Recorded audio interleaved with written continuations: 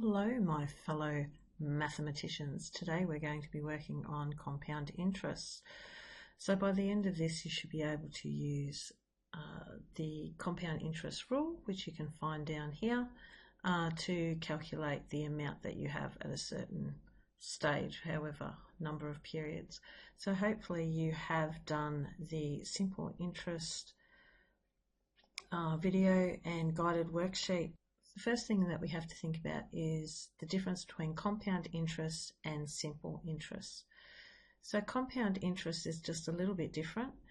The interest is actually added onto your principal each period. So at the end of each period, however much interest you've got actually gets added to your principal, and then that has the cumulative effect, so it all adds up, of then getting more interest, and then it adds up quite quickly. It really is a good way to save money or earn money. Okay, so the syllabus says that we have to examine compound interest for up to 3 time periods using repetition of the formula of simple interest. So that's why I'm referring to that. A is the amount that you have in your bank account or wherever that you have at the end of the time period. It is the accumulation of principal with interest. So it means that you add up your principal and interest over each time period. N is the number of periods that the principal is invested. So N is the time. Rate, so the rate of interest per period of interest. So remember, when it's a little r, it is either a decimal or over 100, really important. So compound interest using simple interest added. So this is to satisfy our syllabus outcome. So how much money would Miss Cat have at the end of 3 years if she invested $5,000 at an interest rate of 5.25%? So these are like current percentages at banks. So if I just had my simple interest, we're following the same procedure that we have done before. Read the question again and label everything. So following our same procedure, N equals 3, principal equals 5,000, and interest rate equals 5.25%. You can write it out. It's often a better way to do it, but we'll just do this. Interest equals P times R times N. So the first step is always write out what you know. Second step is to write the rule. Third step is to sub your values. So the principal is, and this is why we do it, so we don't have to think about it, the principal is 5,000. So the principal is 5,000 times my interest rate, which is 5.25%. So to get rid of the percent sign, we have to divide by 100, times the number of periods, which is 3. Now we put that in the calculator, and we'll put it into that, $787.50. So at the end of this period, amount equals interest plus principal. So this is $787.50 in interest plus 5,000 means we get a total of $5,787.50 at the end of 3 years. Now with the second one, we have to do a repetitive formula of simple interest. So we'll do first year. It's really important to show your examiner, or in this case your teacher, that you know what you're doing. So we've got interest equals principal times R times N. So that's the simple interest formula. So we've got 5,000 at the start. Our interest rate is 5.25 over 100, and it's for 1 year. So we'll put that in the calculator. So what we get is 200 and $62.50. So at the end of the first year, the amount I have is I plus P. Always write it out, and I know it seems stupid, but it's so you can see where everything came from. So in this case, at the end of the first year I am going to have $5,262.50. Now the second year, that's what my principal is going to be. Okay, so we do it again. Interest equals P times R times N.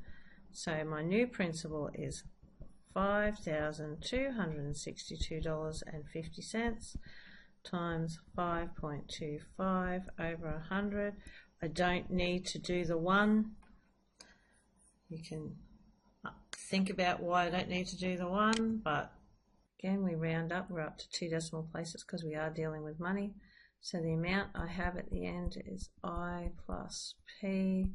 So the interest is $276.44 plus the principal that I had, $5,262.50. Add that together, $5,538.94. So that's what I have at the end of the second year. So that means my third year, that's my principal for my third year. So we start all over again. I equals P times R times N. Principal is 5538.94 times 5.25. Mind you, interest rates do change. Put that in your calculator again. 290.79.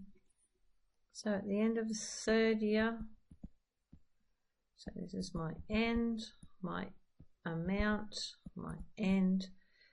At the end of the third year, the amount equals I plus P, which equals 290.79. If you didn't leave it in the calculator, you might get 80. It's fine.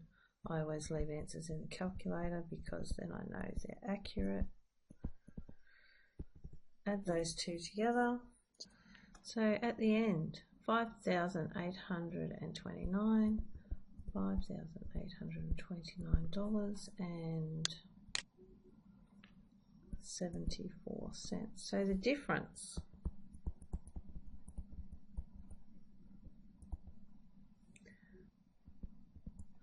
So the difference over 3 years is only $42.24.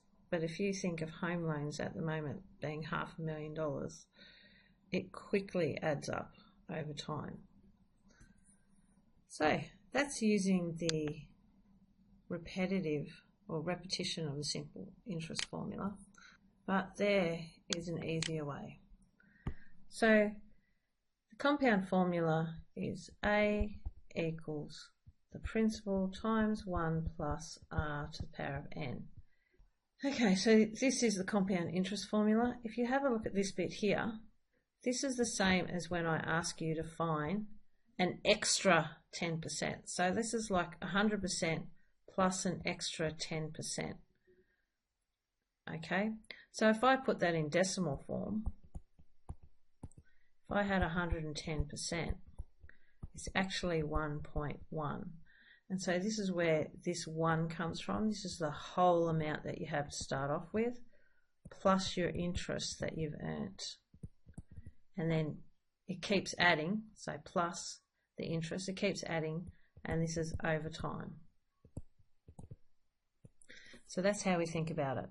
So that's the compound interest formula. And remember, this is the amount you have at the end. So there's a big difference. There's no 2 calculations and whatever else.